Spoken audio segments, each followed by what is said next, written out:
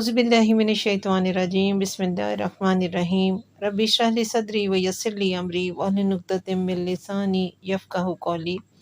तमाम हाज़रीन और नाज़रीन को अस्सलाम वालेकुम व रहमतुल्लाहि व बरकातुहू। अ, कल आप लोगों के साथ हमने एक जो स्वीडन में वाक़या हुआ कुरान पाक को जलाने का, उसकी एक वीडियो आपके साथ शेयर की गई थी। तो कुछ लोगों ने इस पर कमेंट किए थे कि आप ये जो वाक़यात इस किस्म के पूरी दुनिया में होते हैं, तो आप अगर इन पे वीडियोज़ बनाते हैं तो हमारी कौम बहुत जज़्बाती है, वो सड़कों पे निकल आती है और वो उनको हमें कोई लाहे अमल बताया जाए या हमें कोई गाइड किया जाए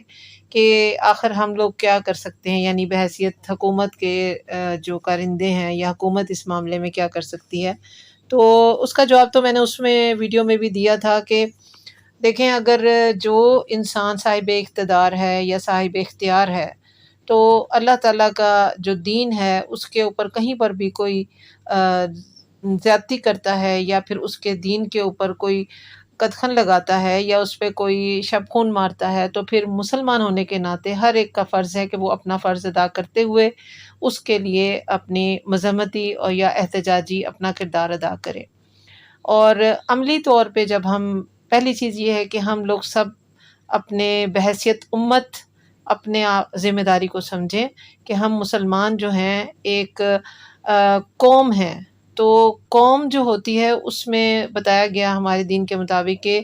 एक जिस्म के हिस्से को अगर तकलीफ़ होती है तो सारा जिस्म तकलीफ़ में होता है। तो आज वो तकलीफ़ या दर्द का एहसास कहाँ है, इसलिए कि अब आज के दौर में हम एक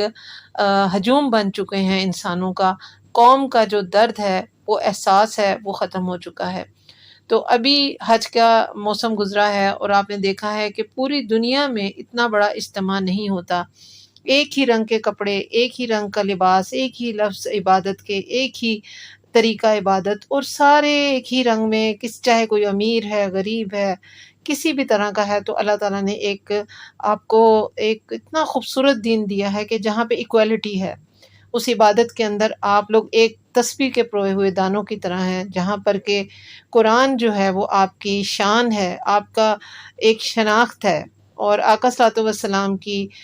जो उनकी हमारे लिए एक बहुत बड़ी सादत है कि वो हमारे आका सल्लल्लाहु अलैहि वसल्लम जो हैं वो हमारे लिए एक अमली कुरान है और हम उनके किरदार को देखते हुए, उनकी सीरत तैयबा को देखते हुए अपनी ज़िंदगियों को बेहतर से बेहतरीन बना सकते हैं। लेकिन अफ़सोस की बात ये है कि आज हम उनकी दोनों चीज़ों को छोड़ चुके हैं और हुक्म ये आया था कि अल्लाह की रस्सी को मज़बूती से थाम लें और वो रस्सी जो थी वो कुरान है और सीरत तैयबा है, और जो कि हमने अफ़सोस की बात है कि हमने इन दोनों को छोड़ दिया है।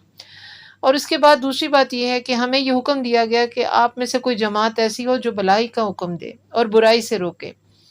और ये हुक्म हम सब मुसलमानों के लिए है, ये उम्मत मुस्लिमा के लिए है। वो उम्मत जिसको जो सरदारी दी गई है, जिसको लीड करने का और बेहतरीन उम्मत का खिताब दिया गया है, बेहतरीन किताब दी गई और बेहतरीन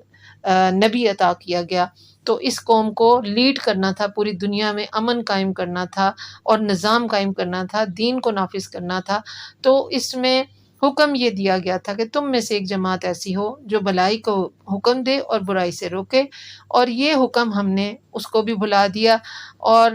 कहा गया कि जब भी कहीं ज़ुल्म हो तो उसके ख़िलाफ़ आप आवाज़ बनें और उसको हाथ से रोकें, ज़ुबान से रोकें या दिल से बुरा जानें। और दिल से बुरा जानना जो है ईमान का कमज़ोर तरीन दर्जा है।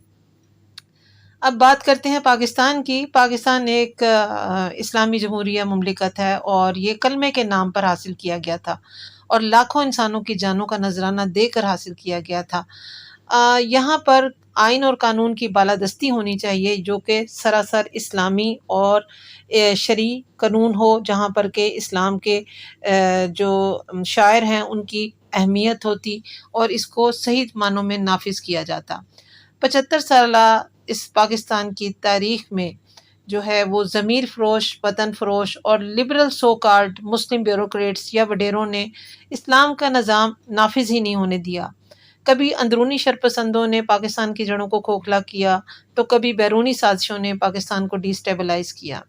IMF کے قرضوں نے پاکستان کی حق آزادی، تعلیم اور ذرائع ابلاغ یعنی کہ جو میڈیا ہے ہمارا، اس کو گروی رکھنے کے بعد، یعنی کہ تعلیم اور ہمارے میڈیا کو اس کے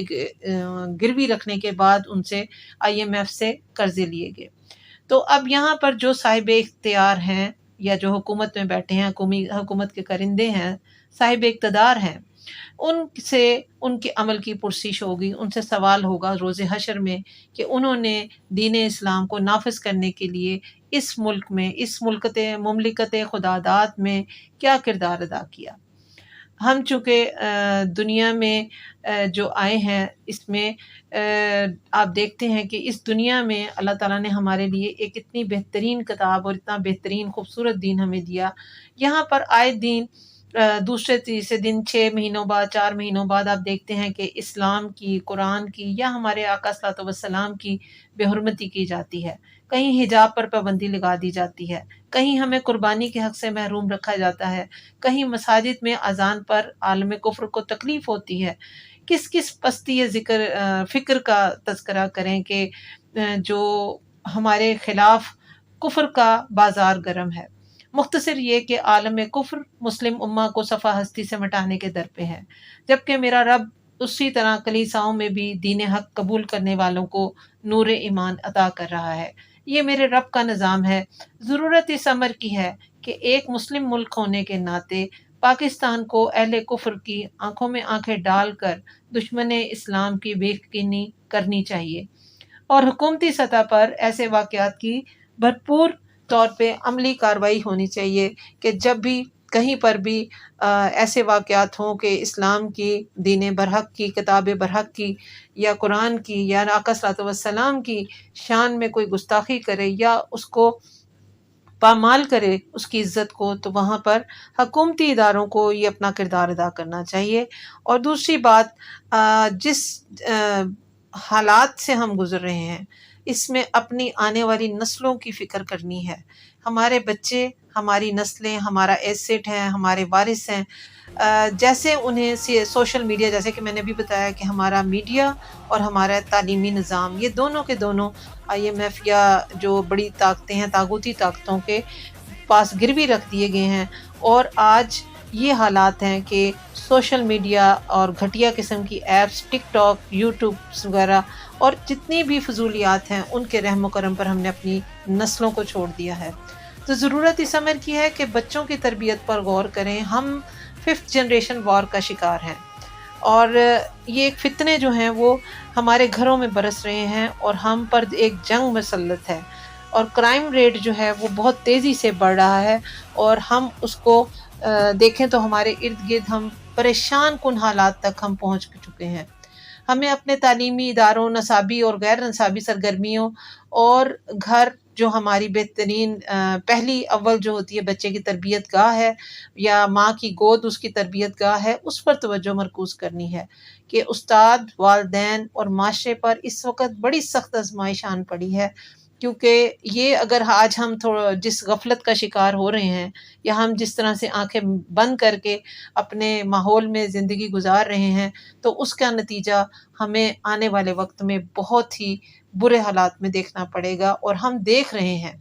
ہم مست حال ہوئے ہیں، یعنی جس طرح سے بلی اپنے کو دیکھ کر کبوتر آنکھیں بند کر لیتا ہے، اسی طرح سے ہم نے اپنی آنکھیں موند رکھی ہیں، بند کر رکھی ہیں۔ کرائم ریٹ کی یہ حالت ہے کہ ریپ کیسز خطرناک حد تک پاکستان میں بڑھ رہے ہیں۔ بے حیائی اور عریانیت کا بازار گرم ہے۔ کیا ایک اسلامی ملک میں حجاب کی شرط ہونا لازم نہیں ہے؟ کیا کسی بھی حکومتی MNA، MPA یا سینیٹر کے اس اہم ترین نقطے پر غور کرنے کی کوئی اس کو ضرورت نہیں ہے کہ حجاب کسی کی ترقی میں، کسی ملک کی ترقی کی راہ میں رکاوٹ نہیں ہوتے؟ اور کیا یہ قانون نہیں بنایا جا سکتا اس لیے کہ جب عورت بے پردہ، بے حجاب، بے حیائی اور عریانیت کا بازار گرم ہوتا ہے، تو وہاں پر آپ کس قسم کے ریپ کیسز تو وہاں پر ہوں گے، لازمی ہوں گے، کیونکہ ترقی یافتہ ممالک میں بھی جب عورت کو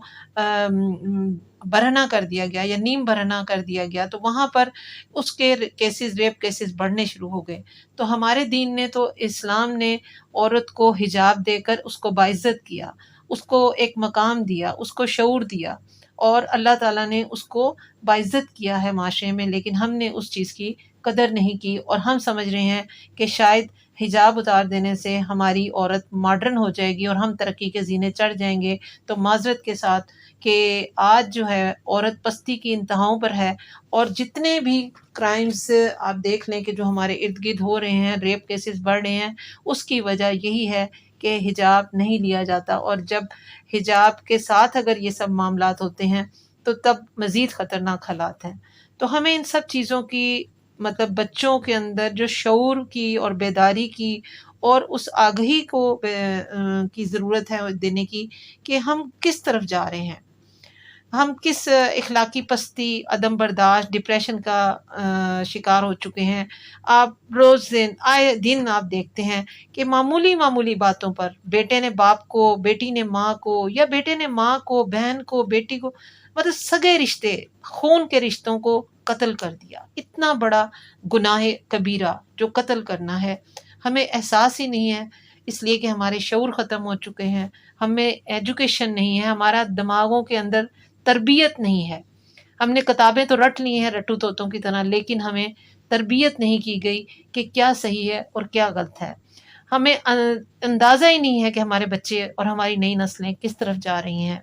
اور یہ اس اندھے کنویں کی طرف جا رہے ہیں جہاں چاروں طرف آگ لگی ہوئی ہے، اور ہم اندھے گونگے بہرے بنے صرف تماشا دیکھ رہے ہیں۔ اللہ پاک میرے وطن عزیز کو دین اسلام کا گہوارہ بنائے اور ہماری نسلوں کو دین محمدی کا پیروکار بنائے۔ وآخر دعوانا ان الحمد للہ رب العالمین۔